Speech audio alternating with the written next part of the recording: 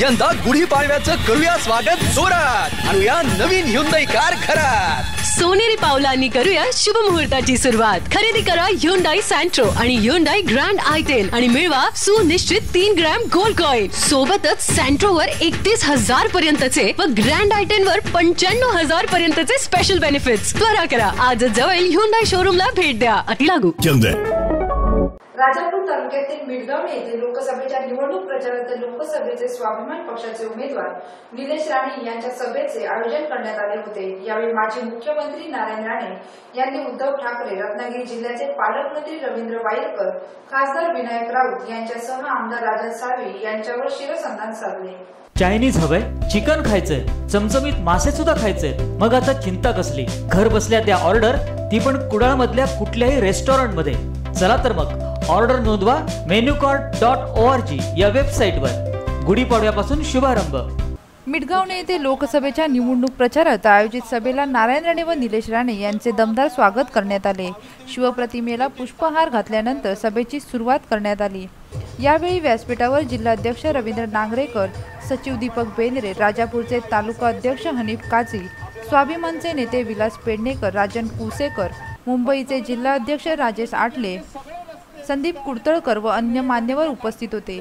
गावात पूजा असताना देखील रात्री उशिरापर्यंत मोठ्या संख्येने ग्रामस्थ उपस्थित राहिल्याने स्वाभिमान पक्षाचे उमेदवार निलेश राणे यांनी त्यांचे विशेष आभार मानले. निलेश राणे यांनी आपल्या भाषणात विनायक राऊत, राजन साळवी यांच्यावर नाणारचा रिफायनरी प्रकल्प तर जैतापूरचा अणुऊर्जा प्रकल्पाबाबतीत तोंड सुख घेत खरमरीत टीका केली. यावेळी उदय सामंत यांचा देखील त्यांनी समाचार घेतला. रत्नागिरीकरिता आमदार आणि खासदार यांनी काय केले अशी टीका निलेश राणे यांनी केली. पाहुयात काय म्हणाले निलेश राणे. लोकांना कळलं पाहिजे की आपण लोकसभा निवडणूक का लढवतो, कोणासाठी लढवतो. निलेश राणेला एकदा तुम्ही खासदार केलेला आहे. निलेश राणे एकदा तुमच्या सगळ्यांच्या आशीर्वादाने खासदार झालेला आहे. परत एक संधी कोणासाठी मागतो, कशासाठी मागतो. राणे साहेबांनी महाराष्ट्र स्वाभिमान पक्ष जन्माला घातला. तो का आमचा कुठे वेळ जात नव्हता म्हणून काही जन्माला घातलेला नाही. कोकणावरती सातत्याने अन्याय होत होता, सातत्याने दुजाभाव होत होता. आमचं म्हणणं काय,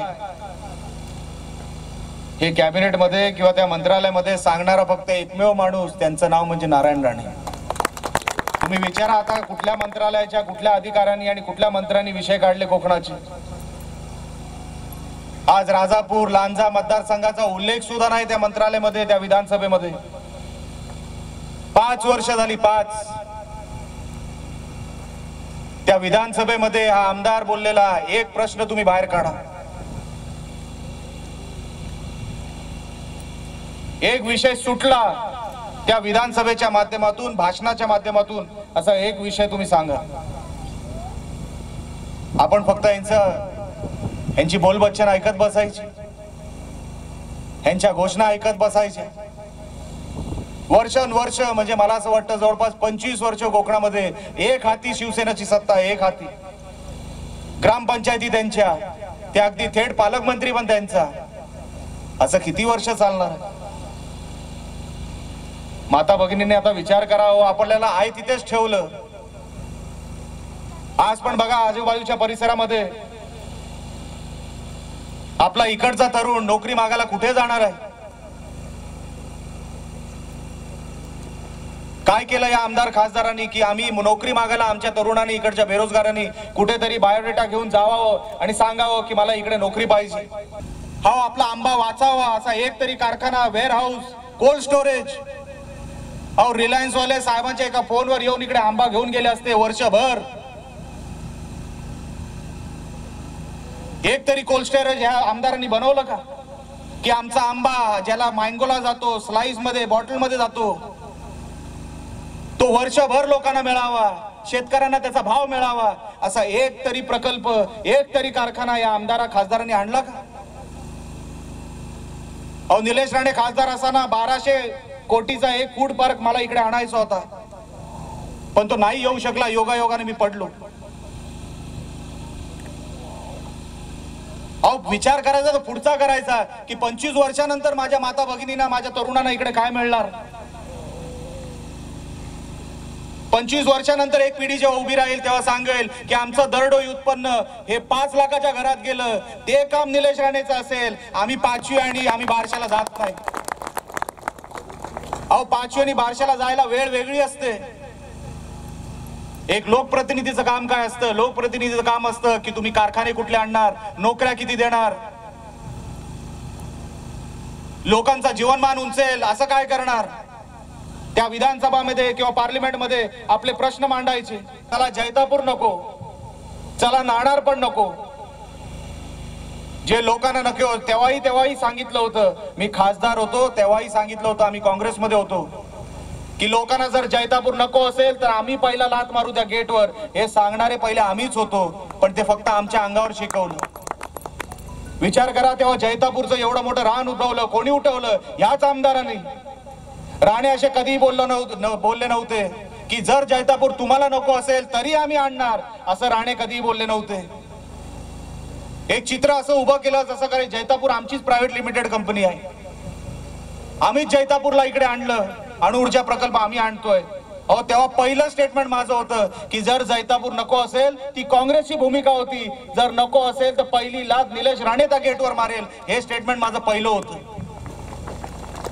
या आमदारांनी मागच्या दरवाजाने जाऊन फक्त राणे सत्तेमध्ये होते म्हणून कसं तरी बदनाम करायचं, मतं आपल्याकडे कशी वळवायची, ह्याच्यासाठी राजकारण घडवलं, स्वतःला अटक करून घेतली. या परिसरामध्ये हा आमदार दिसला सुद्धा नाही.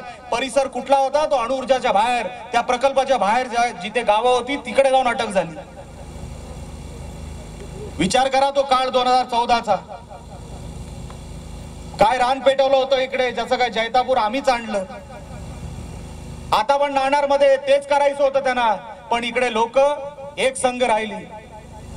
त्यांना कळलं की हा शिवसेनेचा डावपेच आहे. 15 किलोमीटरवर जैतापूर आणि त्याच्यापासून 15 किलोमीटरवर नाणार. प्रकल्प आणायचे ह्यांनीच, विरोध ह्यांनीच करायचा आणि तुम्हाला खेळवत बसायचं. केसेस तुमच्यावर होतात. राजू साळवीवर केस नाही कुठली. जैतापूरच्या जेवढ्या केसेस झाल्या त्या आमच्या माता भगिनीवर झाल्या, आमच्या तरुणांवर झाल्या. राजू साळवीवर किती केसेस झाल्या विचारा तुम्ही त्यांना. लोकांना नको असेल तर नको, हीच आमची भूमिका आजही आहे, उद्या मरेपर्यंत राहणार. आम्ही कशाला कोणाची बाजू घेऊ? अरे आमचं काय सख्खं लागतं त्याच्यामध्ये? आमचा कोण सख्खा होता तिकडे? अरे पक्षाची भूमिका होती, घेतली ना. लोकांनी रागही काढला, लोकांनी रागही काढला आमच्यावर, पण कोकणावर कधी अन्याय होऊ दिला नाही. अहो बाकी प्रकल्प चला नको, पण बाकी जे कारखाने, फळ प्रक्रिया, आंबा, कोकम, काजू, तुमचा नारळ, ह्याच्यावर कसली तरी प्रक्रिया व्हायला पाहिजे. काहीतरी ह्याच्यामध्ये मिळालं पाहिजे. त्याच्यामध्ये एक उत्पन्नाचं साधन निर्माण झालं पाहिजे. अहो आपला आंबा, ते बाहेरचे लोक सांगतात अरे तुमचा आंबा जेवढा अरब खातो ना तेवढा परब नाही खात. सगळा आंबा आमचा अरब ह्या दिशेने जातो, दुबईला, अबुधाबीला. कारण का आपले हे जे काही सगळे उत्पादक आहेत, कोण सांगलीचा आहे, कोण साताऱ्याचा आहे. कालच मला एक आंबा बागायतदार भेटले होते. कुठले? साताऱ्याचे. व्यापार कुठे? कोकणामध्ये, राजापूर आणि रत्नागिरी आणि वेंगुर्ला. व्यापार कोण करतंय? तिकडे सातारा सांगलीमध्ये बसणारी लोक. कलम कोण सांभाळतायत? नेपाळी आणि उत्तर भारतीय. स्वाभिमान पक्षाचे सर्वेसर्वा नारायण राणे यांनी विकासाच्या मुद्द्याला हात घालत रत्नागिरी जिल्हा विकासाच्या रेशोमध्ये 22व्या क्रमांकावर आहे, तर सिंधुदुर्ग जिल्हा 6व्या क्रमांकावर असल्याचे सांगत पर्यटनाच्या दृष्टीने युवा पिढीच्या भविष्याचा विचार करा, महिलांच्या रोजगाराचा विचार करा. कोकणातील मेवा, आंबा, काजू, फणस, आवळा आणि रतांबे यांसारख्या फळांच्या माध्यमातून रोजगार मिळवून द्यायचा असेल तर या निवडणुकीत तरुण तडफदार उमेदवाराला निवडून द्या आणि विकास साधा. नारायण राणे यांनी शिवसेनेच्या रत्नागिरी जिल्ह्याचे पालकमंत्री रवींद्र वायरकर, खासदार विनायक राऊत, आमदार राजन साळवी यांच्यावर जहाल टीकास्त्र सोडले. पाहुयात नारायण राणे काय बोलले. गॅस फुकट देऊ साईडला 400 रुपयाचा 900 रुपये झाला. एवढंच काय बांधल्यावर रेशनवर धान्य गायब झालं. मिळतं का रेशनवर धान्य? धान्य आणायला गेलं तर अंगठा तिथे द्यावा लागतो. इंटरनेट बंद असतं तर परत यावं लागतं. मशीन बंद आहे म्हणून सांगतात.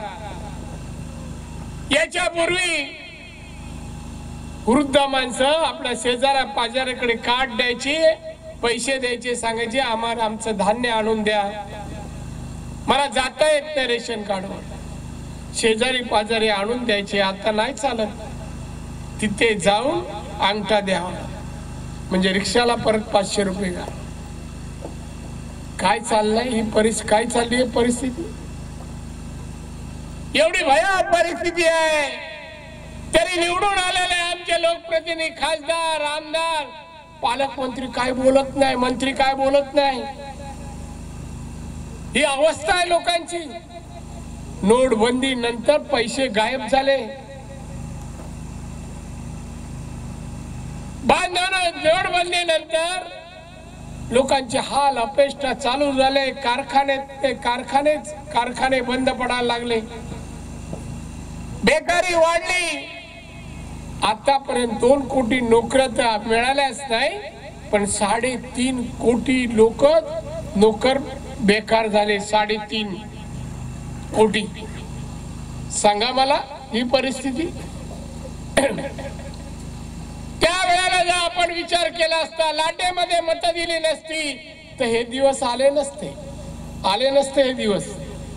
हे पारंपरिक असो, कोणत्याही प्रकारची मासेमारी असो, आज परराज्यातले लोक येतात, मासे एलईडीच्या माध्यमातून मासेमारी करतात, मासे घेऊन जातात, कमवतात ते, आणि आमचे लोक पश्चिमात बघतात ते कसे मासेमारी हाल आहेत.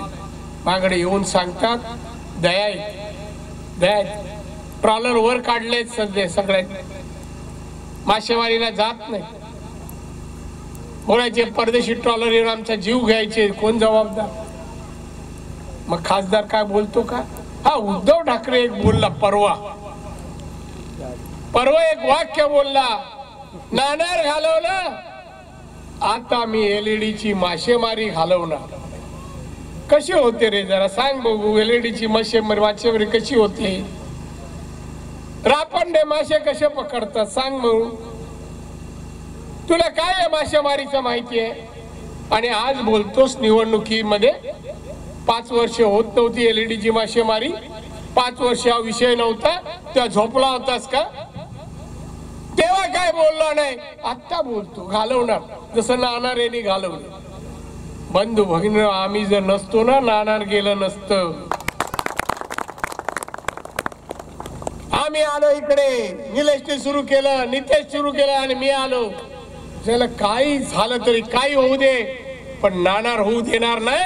ज्या नानारमुळे आमचा कोकण उद्ध्वस्त होणार, मासेमारी उद्ध्वस्त होईल, असा व्यवसाय, असा कारखाना आम्हाला नको. काय आमिषा आम्हाला द्या.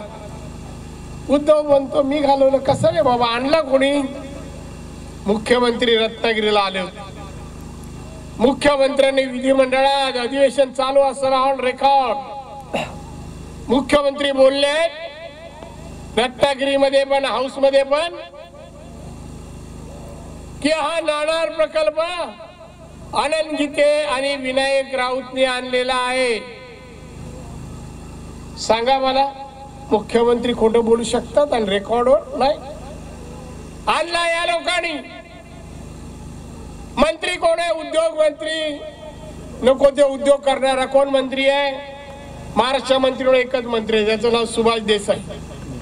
नको ते उद्योग, काही बोलतो, तोंडात दात नाही तरी बोलतो. याने जमिनी संपादित करायला परवानगी दिली, जमीन संपादित करायला घेतली, कारखान्याला परवानगी दिल्या, आणि सांगतो आम्ही काय ना, परवानगी दिल्या, जमिनी दिल्या, नोटिसा गेल्या सगळ्यांना, आणि हा सांगतो आम्ही घालवलं. अरे आणलात तुम्ही, घालवलं आम्ही. तुम्ही काय घालवणार? बांधवणं हे पाप आहे ना नानारचं, हे शिवसेनेचं आहे. हे पाप विनायक राऊतचं आहे. हे पाप उद्धव ठाकरेचं आहे. उद्धव ठाकरे काय म्हणाले होते? 7-12 आम्ही कोरा करू, तुमचा कर्ज ठेवणार नाही, कर्ज फेडून टाकू. आधी कळतं का याच्यातलं 7-12चं? त्याला 7-12 वाचता येतो का विचारा उद्धवला. कोरा करणार म्हणजे काय रे? शाई पुसून टाकणार? कोरं करणार म्हणजे काय? कर्ज फेडायला लागेल 5 वर्षामध्ये. कोणाचं तरी कर्ज फेडलं, 7-12 कोरा केला. बांधवांनो, आपल्याकडे तर ठीक आहे, विदर्भ मराठवाड्यात आत्महत्या होत आहे. आत्महत्या थांबू शकले नाहीत. कर्जाची परतफेड व्यवस्थित होऊ शकले नाही म्हणून आजही लोक आत्महत्या करतात. आजही काय परिस्थिती आहे. आणि म्हणून मी सांगतोय की विचार करा. अनंत गीते शिवसेनेचे मंत्री आहेत केंद्रात. अनंत गीते केंद्रात मंत्री आहेत, जड उद्योग मंत्री. काय झालं हो? किती कारखाने आले? 1, 2, 3, 4, 5, 10, 25. काम करत नाही म्हणता. मंत्रिमंडळ राहता कशाला? राजीनामा द्या आणि बाहेर पडा. नाही, पैसा कमवण्यासाठी, तोडपणा करण्यासाठी, टक्केवारी मिळवण्यासाठी सत्तेत आहे. सत्तेतून पैसा आणि पैशातून सत्ता, हे एक कलमी कार्यक्रम ते राबवत आहे. सांगा आम्हाला. ही दुतोंडी शिवसेना आहे. बोलता दे, करता दे. आणि यांच्यावर विश्वास ठेवू नका आणि मतही देऊ नका. आज भयावह परिस्थिती आज या रत्नागिरीमध्ये मोठ्या प्रमाणात कुणबी समाज आहे. आज त्यांची अवस्था तर अजूनही बिकट आहे. बांधवांनो, एक रत्नागिरी होतं, त्याचे 2 जिल्हे झाले 81 साली. माननीय अंतुले साहेब मुख्यमंत्री असताना 2 जिल्हे त्यांनी केले विकास व्हावा म्हणून. झाला का विकास? सिंधुदुर्ग जिल्हा, जिथे मी पालकमंत्री आणि मंत्री होतो, दर डोई उत्पन्नामध्ये 6वा क्रमांक आहे. सिंधुदुर्ग जिल्ह्याचा 6वा. आणि बांधवांनो, तुम्हाला चीड येईल. रत्नागिरी जिल्हा हे कपाळ करंटे शिवसेनेचे पालकमंत्री आणि मंत्री आणि खासदार आहेत. हा जिल्हा आहे 22वा. सांगा मला, मनात आलं तर विकास करू शकतो. आज सांगा मला, आंब्याचा सीझन आहे, बागायतदार असतील तर त्यांनी मला सांगावं. चिट्ट्या पाठवतो, आंबे पाठवले क्रॉफिटला, काय चिट्ट्या येतात एवढ्या 50 पेट्या आल्या, 200 आल्या, 300 आल्या. आणि भाव सीझनच्या शेवटी एवढ्या भावाने 300 रुपये पेटीप्रमाणे तुमच्या पेट्या घेण्यात आल्या. काही करू शकत नाही. यावर उपाय का नाही सरकारने केला? का पालकमंत्र्यांना केला? हे जे आंबे असे एवढे स्वस्त आम्हाला विकावं लागतात, त्यापेक्षा मँगो पल्प, आंब्यापासून वेगवेगळे उत्पादन बनवले, काजू पासून बनवले, फणस, करवंद, जांभळं यांच्यापासून वेगळे उत्पादन बनवली. त्या जगात मागणी आहे. जगात मी इंजिनिअरिंग कॉलेज काढलं, विनायक राऊतने एकतर शाळा तरी काढलं. मी मेडिकल कॉलेज आता जुलैमध्ये सुरू करतोय. जुलै-ऑगस्ट मध्ये मेडिकल कॉलेज. तुम्ही पडव्याचं हॉस्पिटल या बघायला मी आमंत्रण देतो. ज्यांनी पाहिलंय त्यांच्याबद्दल काय, न पाहिल्याने या, खरंच या. अख्ख्या महाराष्ट्रात नाही, मुंबईत तरी असं हॉस्पिटल आहे का मला दाखवा.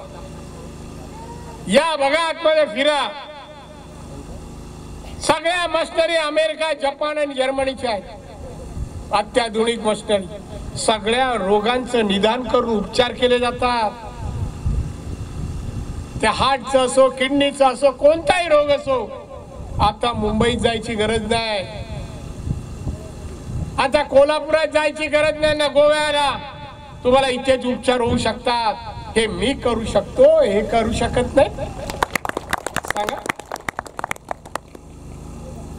तुमचा विमानतळ असून चालू होत नाही. मी विमानतळ बांधला 14च्या पूर्वी, बांधून पूर्ण झाला. फक्त माझ्या हातून पाण्याची लाईन टाकायची राहिली, तेवढ्यात निवडणूक लागली आणि सरकार गेले आणि हे आले पांढऱ्या पायाचे. 5 वर्षात पाण्याची लाईन टाकू शकले नाही. त्या विमानतळात पाणी न आणू शकल्यामुळे विमान म्हणजे उडान लँड करणं, टेक ऑफ करणं बंद आहे. विमान वाहतूकच नाही चालू झाली. शेवटी निवडणूक येते, काय करावं या लोकांनी? ते लोकांना बुद्धू समजतं. मुख्यमंत्र्यांना बोलवलं, विमानतळाचं उद्घाटन बांधलं मी, 14ला पूर्ण केला आणि उद्घाटन.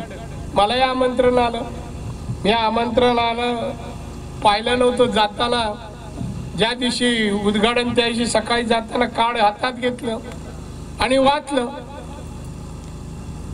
तर विमानतळाचं उद्घाटन म्हणजे काय? ज्या इमारती बांधल्या ना 14 साली त्याचं उद्घाटन. म्हणजे विमान वाहतुकीचं करून उद्घाटन नाही, त्या इमारती 14 साली मी बांधल्या त्याचं उद्घाटन. त्या भिंतीनं ना अशी फुलं आणि गुलाल टाकला आणि पूजा केली. मी म्हणलं मुख्यमंत्री साहेब आपण का करताय? विमान, आम्हाला वाटलं विमान वाहतूक सुरू होईल, तुम्ही विमानातून याल आणि विमानातून परत जाल आणि उद्यापासून आम्हाला मुंबई आणि अन्य ठिकाणी विमानाने जाता येईल ही अपेक्षा होती. काय चालेल नाही राणेसाहेब, लवकरच होईल. लवकर म्हणजे काय? 5 वर्ष गेली, अजून काय? या सभेला नाटे, जैतापूर, दळे, जानशी, मिडगावणे, सागवे, माडबन आदी गावातून ग्रामस्थ उपस्थित होते. यावेळी अनेक शिवसेना काँग्रेस पक्षाच्या कार्यकर्त्यांनी स्वाभिमानमध्ये प्रवेश केला. त्यामुळे जैतापूर व नाटे परिसरात शिवसेनेला खिंडार पडले आहे. स्वाभिमान पक्षाचे रत्नागिरी जिल्हाध्यक्ष रवींद्र नागरेकर, स्वाभिमान पक्षाचे नेते विलास पेडणेकर, राजापूर तालुकाध्यक्ष हनीफ काझी, उपाध्यक्ष राजन कुवसेकर, जब्बार काझी यांचे विशेष राणे यांनी आभार मानले. सिकंदर कणगुटकर, विकास मांजरेकर, सचिन मैस्त्री, रामदास गावकर, मनोहर धुरी, सत्यवान पंगरेकर आदी कार्यकर्त्यांमुळे सभा यशस्वी झाली. त्यामुळे निलेश राणे यांनी त्यांचे विशेष आभार मानले. सचिन नारकर, कोकण नाऊ, जैतापूर. असे आणखी व्हिडिओ पाहण्यासाठी कोकण नाऊचं यूट्यूब चॅनल सबस्क्राईब करा, बेल बटन दाबा. ताज्या घडामोडींसाठी लॉग इन करा kokannav.com वर.